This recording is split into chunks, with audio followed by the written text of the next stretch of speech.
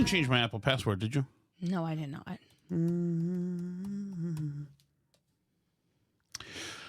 Okay.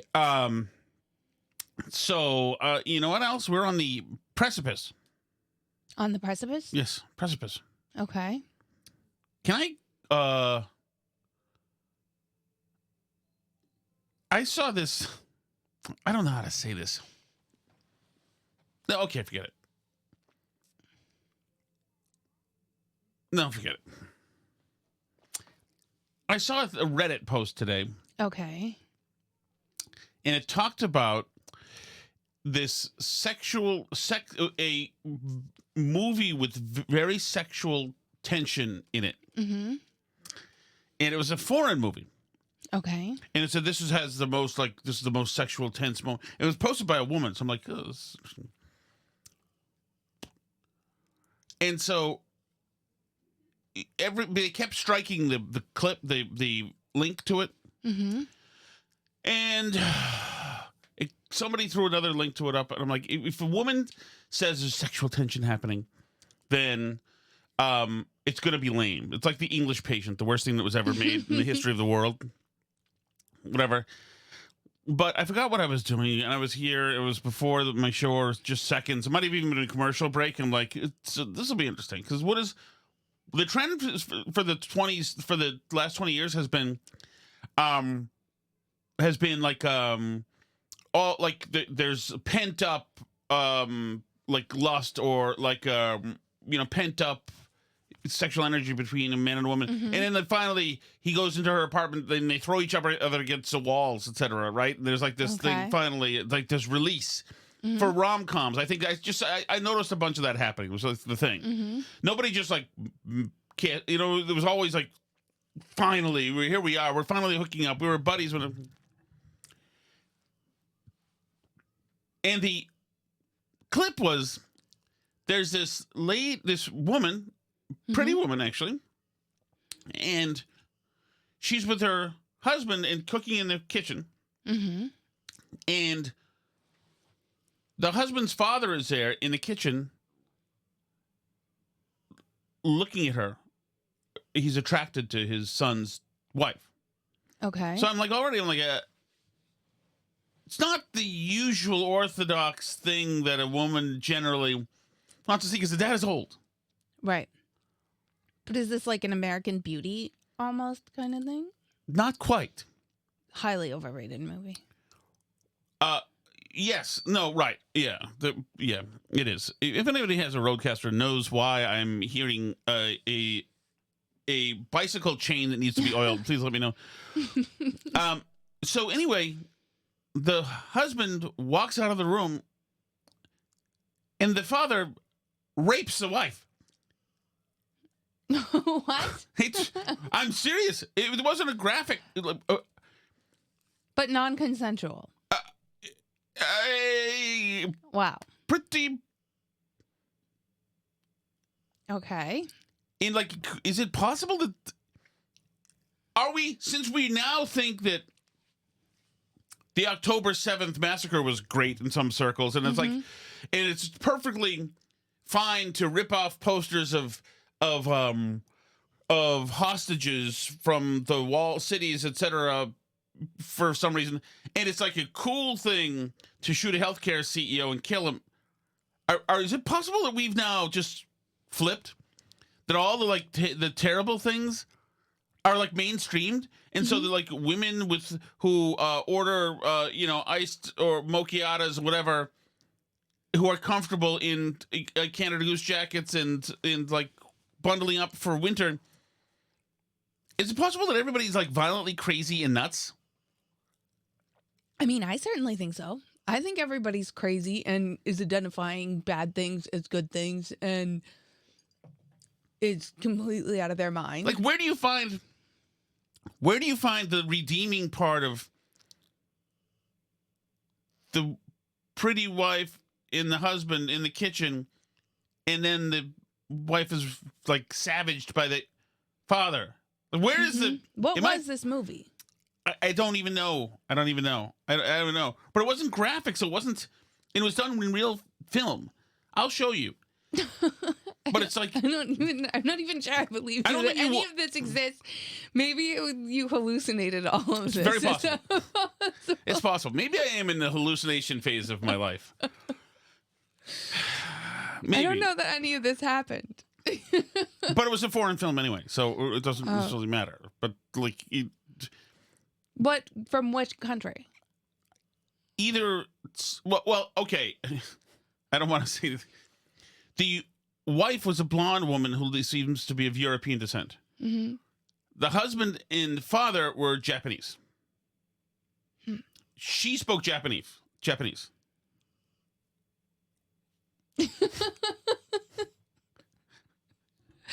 The reason I asked what country is somebody recently recommended a Korean film. To me. Maybe I think But they were I speaking don't- Japanese I because I don't- think she said like Like by the director of The Parasite. oh, okay. When he said, Tom, it's American Beauty. I think you're familiar with American Beauty, though. I'm familiar with American Beauty. Yeah, that's Kevin Spacey and the guy from Steppenwolf. From come on, Gary Sinise, right? Mm-hmm. Yeah, no. And so anyway, I just wanted to run that by people, but it was like so steamy. It's like it's steamy. Is that like okay? I don't even want to get into it. It doesn't matter. It doesn't matter. Wow. I wouldn't have thought. I would. Maybe I don't know anything. I'm surprised, but I just wouldn't have thought that it's like. Okay, that's fine. Barack Obama is dating Jennifer Aniston. Do you know this? I Have you don't. heard I this? saw the rumors. I didn't think it was true. It might be true. My mole, Megan Kelly, says it could be happening. Well, he's going to get a third term as president soon because somebody just put forward a bill to amend the Constitution to, or I guess to do a constitutional amendment to allow presidents to have third terms. Oh, really? Yeah. So a bunch of people are saying this is like going to be Trump is going to be dictator for life or something because they're like allowing somebody's trying to get it so they can allow third terms. But I think it's more likely we'd like reelect Obama, don't you? I don't think he wants to do it. I think he's done. He doesn't want to do it. He's doing fine. Magazine that came out a couple of weeks ago, In Touch, said the truth about Jen and Barack. So that is. Well, like the record show, I listened to two different podcasts today. One was the Tara Palmieri podcast, Somebody Has to Win. She had Megan Okay. McCain on. Both of them know people in Washington, D.C. who say that this is That they're hooking up. they're hooking up. I thought the rumor was that he was gay. Right. I mean, that's the other rumors are. These all seem mutually The other exclusive. rumors are like, it's like, do you think Obama is like nailing Jennifer Aniston? The other rumor mill people would say, yeah, Michelle. But use a different word. I don't know. But it's possible. I mean, she doesn't seem to be with him a lot of times. So sorry, if I put this down, it helps a little bit with my rusty Maybe. bicycle chain. Maybe it's from yelling. Me? Did I yell? All you're talking is like yelling. No, it is not. How dare you? How dare you? Seems like that today anyway. Maybe I'm just sensitive. Today. So tell me. That was of all the calls you get from your publicist where you're just like, oh no, what's it going to be? Or the email saying, some cheesy tabloid is going to make up a story, and then it's that. Yeah. Does I your was not publicist mad ever at go it. like, is there any truth to this? Or is it... No, that is absolutely untrue. Well, I know it's not true. I Yeah. just don't know if everybody knows. Well, it is untrue. Some people, it is untrue. So the truth about Jen and Barack is that there is no truth. There is It no untrue. truth. You know Barack Obama. I've met him once. Met him once. I know Michelle more than him. What is there a truth about you and Michelle that we should know? That is not true. So You don't think there's anything to it? Even though my moles are saying there's something to it. Seems to be some momentum picking up in the rumor mill about their marriage. First, On January 15th, in the Substack of Jessica Reed Krause, also known as House and Habit, she posts the following. Michelle Obama's absence at Jimmy Carter's funeral certainly raised some eyebrows, but yesterday's announcement that she won't be attending Trump's inauguration confirms something is definitely going on between her and Barack. Whispers about cracks in their relationship have been circulating in D.C. for over a year now, but this feels like the first public proof of a marriage on the rocks. If I had to guess, they will wait until after the inauguration to announce it. Timing, is everything. And yet the story doesn't end there. For months, I've heard Jennifer Aniston's name tied to Barack. Then Jessica cites a DM she received the day before. Quote, he's with Jennifer Aniston. My old manager, now a friend, is connected to her inner circle. At a gathering with Jennifer's friends, the affair came up casually. Jennifer herself admitted it. They were sitting with a psychic, which makes it sound surreal, but it's definitely not a secret among her closest friends. Then yesterday, Meghan McCain had a discussion about this on her show, suggesting she is hearing the same. She had on Tara Palmieri, who's a reporter, saying, fast and furious loud, I've been hearing this rumor about the Obamas getting a divorce from reputable people. I'm not talking about TMZ, she says. I'm talking about very serious journalists telling me they are hearing that the Obama divorce rumors are true. And Tara, who's a senior political correspondent for Puck, says, I've certainly heard it for a while too, even before Michelle said she wasn't coming to the inauguration. I do not know whether this is true at all, but if it is true, it truly would be a political earthquake in Democrat circles. Never mind America. I don't remember a presidential divorce in modern history. Well, Reagan had a divorce. But pre-president. Yeah, this is post-president for Obama. Yeah, but we've never been through the divorce of a president, current or past, only future. And you don't know when they're going through the divorce that they're going to be president, right? So, I mean, I think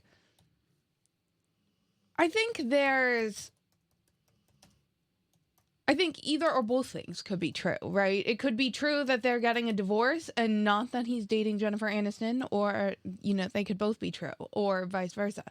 So I don't think it's impossible, but I don't know about the Jennifer Aniston part. I don't know about that. Okay.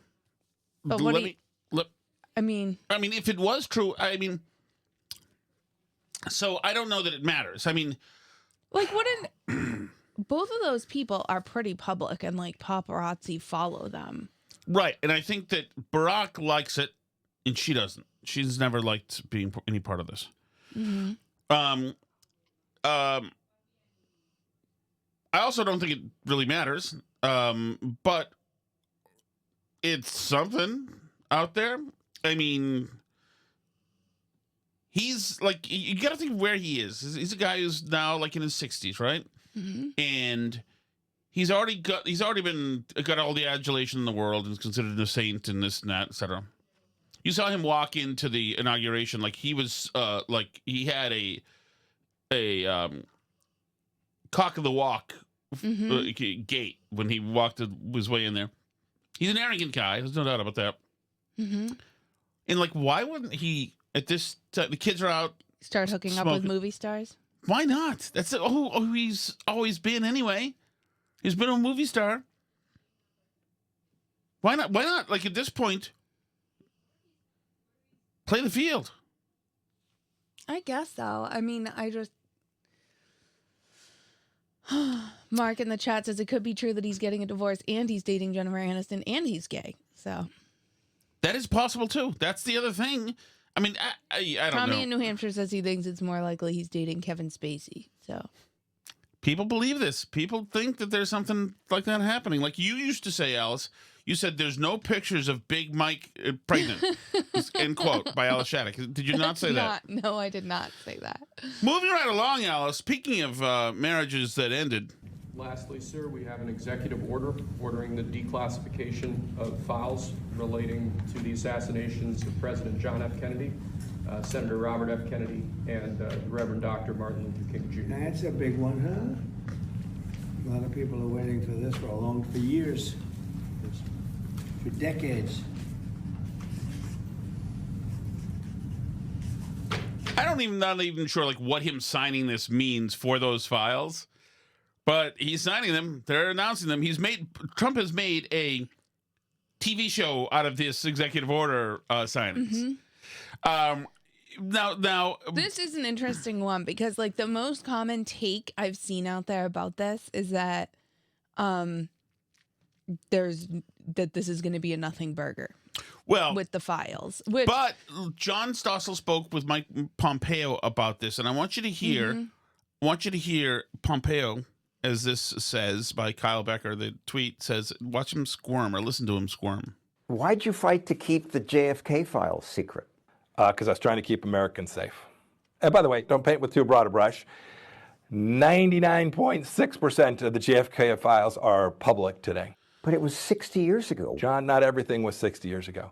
And I don't want to spend a lot of time walking through this, but suffice it to say, the definition of a document covered by this statute that you're referring to, it's a little bit wonky, but suffice it to say, if Congress holds a hearing tomorrow on the Kennedy assassination, the documents generated tomorrow will be part of those files. Yeah, but Mike, we don't need to see those ones.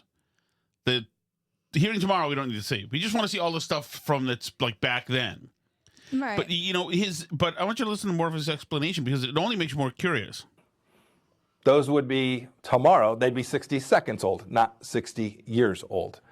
And last thing I'll say is there are things that happened 60 years ago that are still important to keep in the vault. I don't know what that is. I want to know what that is.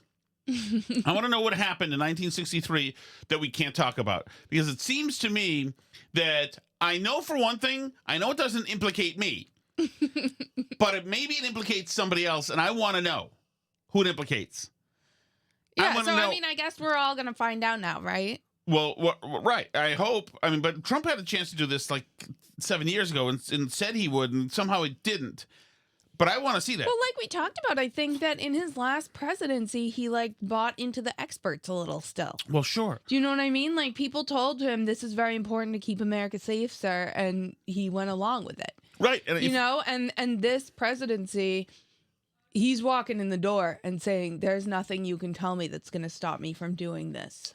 And I can certainly see that, especially since, if there is a paper trail showing that the CIA trained up Oswald and set him up for this, and the FBI worked to wax him after, well, then I would like to see that, and I could see why the CIA and the FBI would be reticent. That said, if that is something that's there, then that's been a really well-kept secret. I mean, people have speculated that for a really long time, so maybe it's not that well-kept a secret, but most people have said, yeah, like, essentially that if there was something really bombshell, earth-shattering there, it would have leaked by now. Right. But it also, like, okay, so how did this guy get his gun, put up a crow's nest in his school book depository, get off that many shots? It's like, there have been snipers and assassinations before that. So people are looking around. So how does this guy get the barrel of his gun hanging out this door? Once again, assassinations had been happening already. People dealt with snipers in World War I, World War II, and so this is a threat. So this guy's hanging out there, this, weak-chinned, 24-year-old communist loser is hanging out there, and he gets his 3 shots off, and the president's just in the car. Shot 1 hits a freaking traffic light or something. Mm-hmm. Shot 2 gets him in the throat. Shot 3 gets him in the head, and, and all his brains fly backwards, which we're told, by the way, people tell, oh no, that is the body with it. It reminds me of the same way. Let's say a presidential candidate was speaking in an open field, and somehow some shooter got up to on a roof, and because all the Secret Service people decided to stay inside a building instead of checking all the roofs, and this guy got a shot or 2 off at President Trump. Like to me, it's worth looking into. Mm-hmm. Because maybe it happened back then the same way it kind of happened in Butler, Pennsylvania. Yeah. Where a bunch of people decided that, this day For some reason, we're going to focus on other things. Mm-hmm. And you find one loser psycho, send him up there and say, good luck, kid. Yeah, I mean, anything's possible. I guess we'll find out. There are lots of things that happened that long ago that still are appropriate not to release. Think of names and addresses and families. And by the way, there's also no value in them. These don't hold the... This is names and addresses and families. Redact that. You can redact that. You can, or the name don't redact. But the address you can redact, lest in case we might, dox them from 1963. Well, yeah, but that's what I was going to say. Don't you think that most people have probably moved since 1963? Or dead. Like, I do think that probably in the last 60 years, most of the information is no longer relevant. I mean, I would, in a way that like could be dangerous, but... At the same time, it's also unbelievable to think that they paraded Oswald around in front of the press in the police station when it wasn't secure. But I guess maybe they're thinking, like, so suppose they did, I don't know, whatever the equivalent of, like, witness protection for that type of situation would be. If they, like, witness protection to somebody who's still, like, under a new assumed identity somewhere else who, like, knew something that happened. Sorry. Yeah, dark secrets that everybody wants to just hold up as the bogeyman. I saw the UFO files too. We've got bigger problems. In America, lots of bigger problems. Just because something is kept secret, why not go to the darkest corners? But it's a lot of fun. I'm happy to go there with you if you'd like. I'm no expert in this. Okay, let's just go there with you. Just show us all the stuff then. Look, why don't we all have a lot of fun then, Mike Pompeo? We'll all have a lot of fun, all of us together. Mm-hmm. I won't tell either. I don't like this idea. And the same thing with Obama when they shot bin Laden, and we wanted pictures released, and he said, we're not going to release the pictures. And he had to make sure he was totally respectful to the body because Muslims would be mad or whatever. And when he was asked about releasing the pictures, which really New Yorkers should have been able to see, he said, I'm not going to do that. There's no reason. I'll tell you one thing. You know that he's dead because I saw the pictures. It's like, I don't fucking trust you. Jesus, God, you're the number one person who would lie about it. I don't trust this guy, Pompeo. I don't trust him. It just makes no sense to me. The 60 years ago that there are things in there you've Oh, got. sure. Like, Sure. hypothetically, just for example. Imagine you had an operative operating somewhere in the world who was 20 years old at the time they were doing that work. 60 years ago puts them at 80 today. Average lifespan of an American male, something in that range. Yeah, you should keep their identity secret. But I don't believe him. I don't believe that there was a 20-year-old operative one. Yeah, Mark in the chat says anyone old enough to have played any role in the JFK assassination would have to be at least 85 today. Right, exactly. And the main operative, who was in his early 20s, was shot by a nightclub owner who somehow got access to him in a room full of cops. this was the Kennedy assassination in America. Right, exactly. Precisely right. Remember what the scope of these files is, John. The scope of these files isn't reduced to just what was happening inside the United States government. The scope of these files is legion. Anything that was talked about in the course of, there were hearings in the 90s, there were hearings in the 2000s, they ran far afield around the world. Anything that was part of those files is included in this. And so I had a chance to see not all of those documents, but most of them. The news value of... It's almost as if the hearings in the 70s, 80s, and 90s were meant to add fresh material that had to be confidential for another 50 years. Sorry, we were going to show you, but now we've had new hearings and we can't, so... them is grossly overrated, and the desire to keep them secret, the motivation, the rationale for keeping them secret is wholly justified. I think we released, I can't remember on our watch, 140,000, 180,000 pages of those documents while I was the CIA director. Totally appropriate to do so, and as time goes on, we should do our best. The most important reason to do it is because everybody out there talking about these things will get to see that there's less there than meets the eye. Okay, government man, that's fine for you to say, but a president in his first term was shot in the head by a young assassin, and nobody really seems to know why or how this came to be. Yeah, not actually at that different a point from Trump before his reelection campaign, actually. Right. Because, I mean, like, whatever, 7 months difference or something. All right. 8 Vivek months. Ramaswamy has been jettisoned. Is that official? Do we know that? We're not sure. It's not official, but the National File, which is, I think his name's Patrick Howley, he's the one who broke like the Ralph Northam story and Cal Cunningham's affair story, who was running for Senate, I think, in like North Carolina a few years ago. He's broken some stories that people have denied. He claims that Vivek told him in a text message that he is out, that he asked him point blank, like, so did all your tweets about how Saved by the Bell is teaching Americans to be lazy losers. Right. Did that get you kicked out of Doge? And he said back, obviously. And so he has like video of him texting this with Vivek and stuff. And like Vivek's publicly denying it. So I don't know if it's true or not, but that guy has a pretty decent track record of breaking stories that people are vehemently denying. And,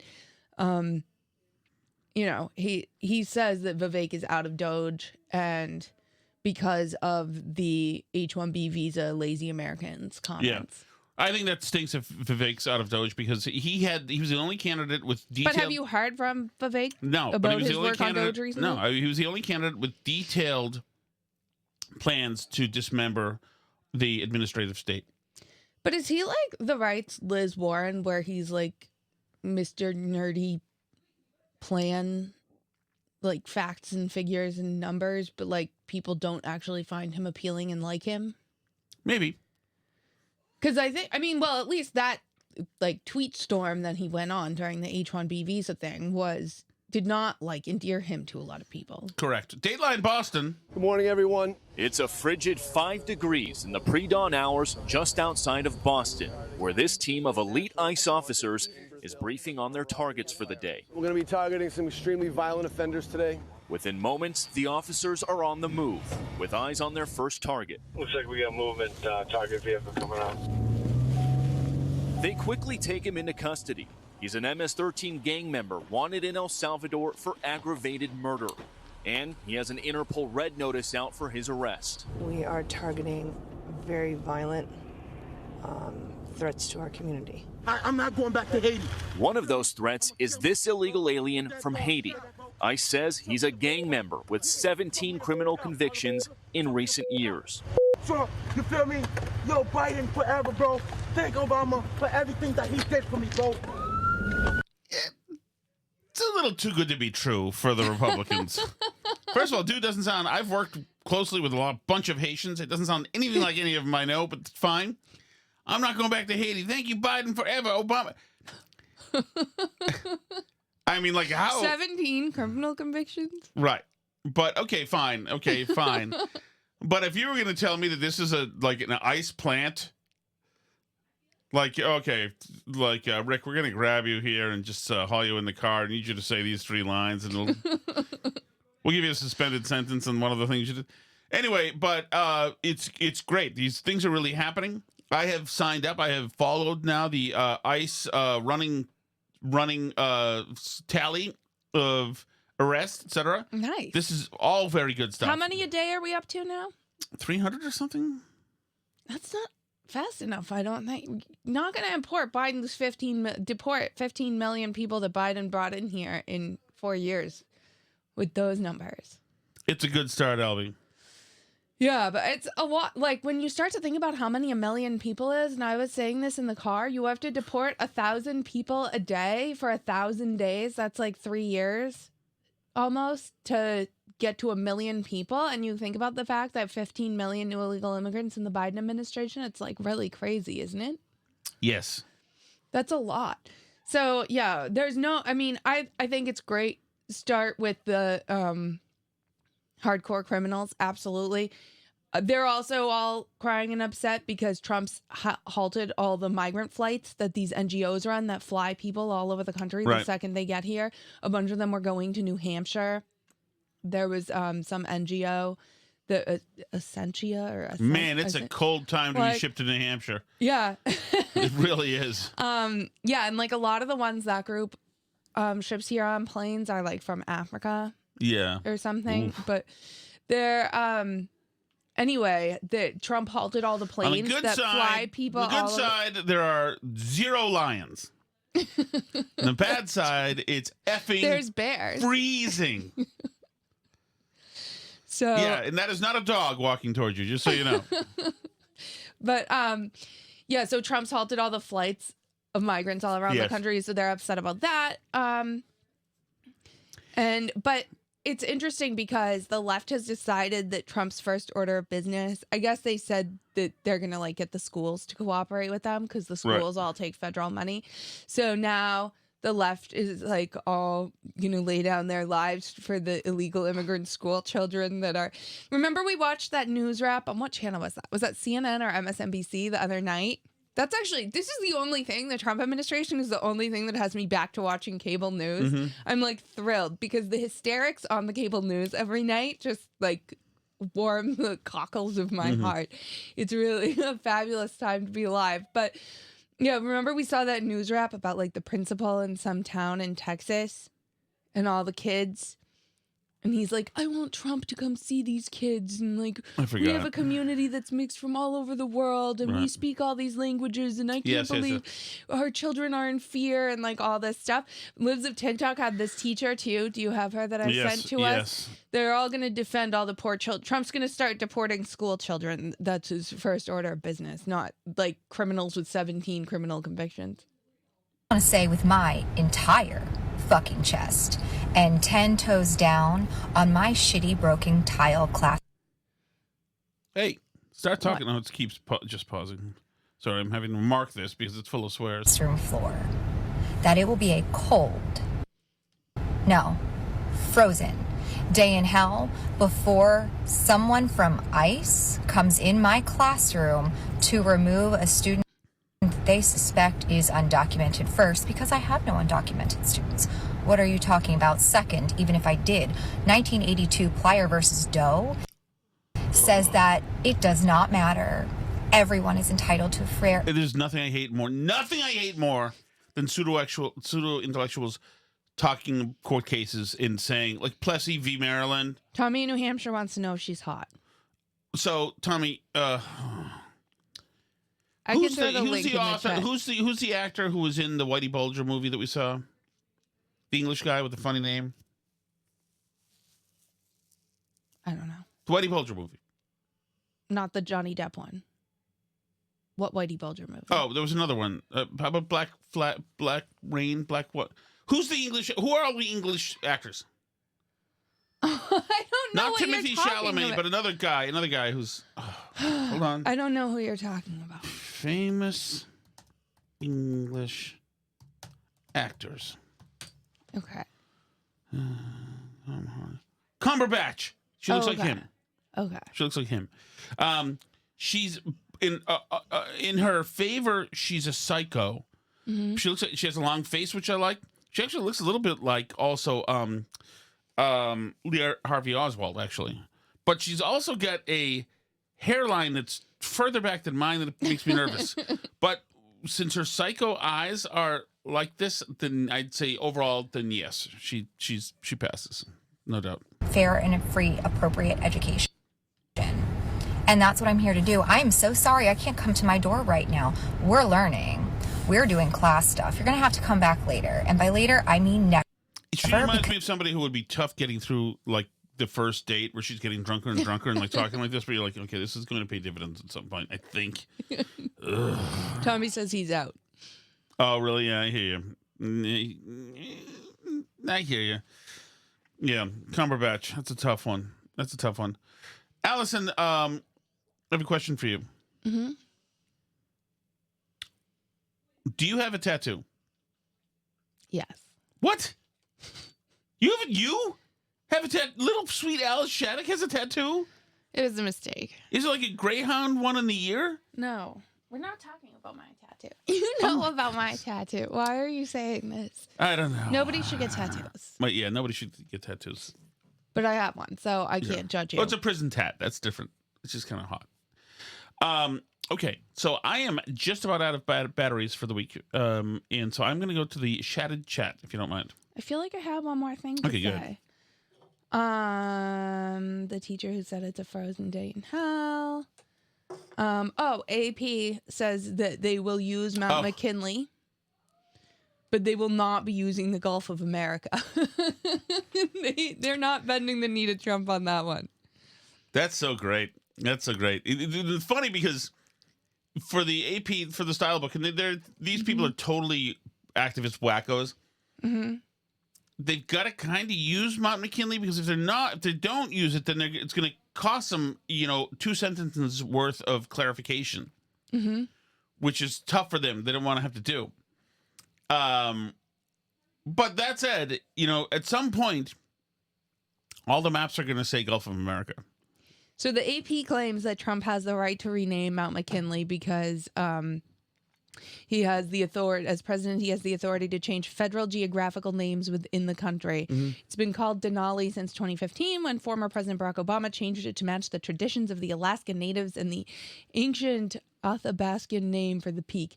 It was originally designated Mount McKinley in 1917. But Trump says that the large body of water at the U.S. southern border will remain as the Gulf of Mexico because of the jurisdiction, where the mountain is firmly on U.S. land and its federal geographic name is under the president's purview. The Gulf shares borders with Mexico, where Trump doesn't have jurisdiction. The Gulf of Mexico has carried that name for more than 400 years. The AP's Amanda Barrett, the vice president of standards and inclusion at the wire service, wrote, "The Associated Press will refer to it by its original name while acknowledging the new name Trump has chosen. The Gulf of California is called the Sea of Cortez in Mexico, and AP uses both. The AP must ensure that place names and geography are easily recognizable to all audiences," she wrote. There was a time when Beijing was Peking. There used to be a Leningrad. I think there's not anymore. Mumbai was Bombay. Right. Huh. Interesting. Okay. It's funny because the AP had no problem doing the gender thing. Splash says he feels Denali is a cooler name. I like McKinley. Just fine. Just fine. You get shot. No. The thing, we took the mountain, okay? It's ours now. This whole thing, like the natives called it this and this. It doesn't matter. If the Spanish owned it, whatever. Does anybody not notice that we got the country? Does anybody not notice? Also, yeah, stuff is called different stuff in different places. Well, even stuff we don't own. I mean, like, is the Indian Ocean the original native name of the Indian Ocean? I would doubt it. Probably not. I'm assuming that people in India call it something different, but we just call it the Indian Ocean because that's what we named it. Right. All right, LB, let's do the chat, shall we? Or no? All right, we can head to the chat. I'm honestly surprised the AP's not doing full resistance about Mount McKinley, too. Give them time, else. They get a lot to work out. Tom, you blew your chance when it came to wearing shorts to church. You could have easily have done that and then asked President Biden for a pardon. I mean, he was giving away pardons like they were M&Ms. True. So you definitely could have done that. Now with President Trump, obviously it's very doubtful that you or many people will get a presidential pardon, but you had your chance when Biden was president. There you go. Correct. Thank you. It's a good point. I should have thought about that. Who knows? It's. Let me tell you something. It's cold being at a ski resort. In shorts. Yeah. In these shorts, since I've expanded over the last couple of months, these shorts are now like Daisy Dukey shorts. It's a rough scene. Hey guys, just another Steve here. Hey Steve. It was great to meet you and everybody on Monday. Big shout out to Julie and Phil for organizing it. It went off great. Can't thank them enough. And yes, it was me who brought those apple pie oatmeal cookies along with the brown butter chocolate chip cookies. Here we go. Those are actually going to be in a cookbook that my wife and younger daughter are putting together. Oh, it's cool. actually Very a gluten-free cookbook, so those were gluten-free cookies. You wouldn't believe it if you ate them. Both Very my impressive. younger daughter and I say younger, she's 20, have celiac, so this is kind of a love project for them, and it's going really well. I am actually on my way to Watertown to be third chair on KMS today and make a fool out of myself, but tune in. You might have a laugh. Talk to you later. Wait, I can't actually believe that just another Steve is old enough to have a younger daughter who's 20. I know, dude. He's got another one who's 23. Doesn't he look like 31. He's 50. Yeah, I assumed he was younger than me. Yeah. No, he's Wow. 50. Yeah, no.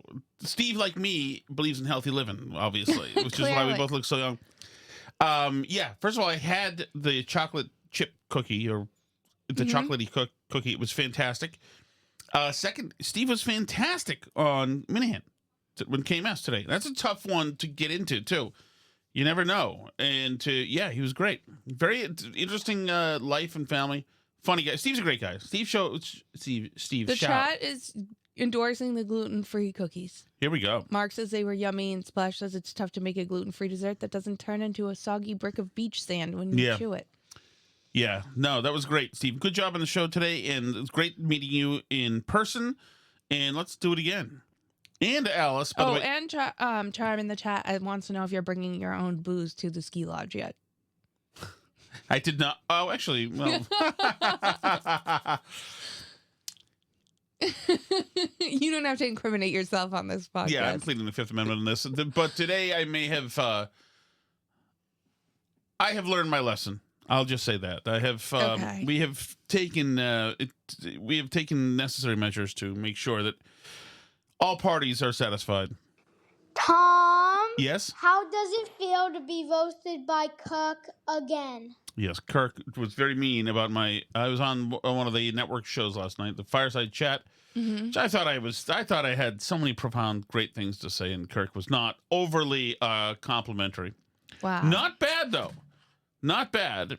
But he was wrong because he believes that Elon Musk did the Heil Hitler thing. And he just can't. He's so bad. He's not good at politics. It's not his thing. He doesn't get it. But yes, he referred to me as a unintelligent dirigible. Essentially, that's nice. I think that means because I intellectually soar above Earth. You float. Yes, I float. As a matter of fact, I do float. You float. Anything else? I think that's it for me. When are you going to start eating stuff I cook again? I get stir fry down there for you. I'm being good again. I cheated over the weekend. It's good. There's nothing bad with it. It's chicken. Yeah, but peppers and onions. Quantities matter, and I've already eaten a lot today. Between snacks, I had a bigger lunch, and I'm having just a smaller meal. So This is tough for me because I like skinny, sexy Alice, but at the same time, I like gluttonous. Feeding me. It makes you happy. And I like gluttonous Alice too. So this is tough for me. I need to clone you. Have one fun one and one hot one. Thank you so much for listening, everybody. Thanks for joining us in the live chat today. A lot of people in the live stream today. If you like that, you can get that all the time at patreon.com/burnbarrel and join our Patreon live chat all the time. If you like listening for free, that's also cool. That's burnbarrelpodcast.com. C'est la vie.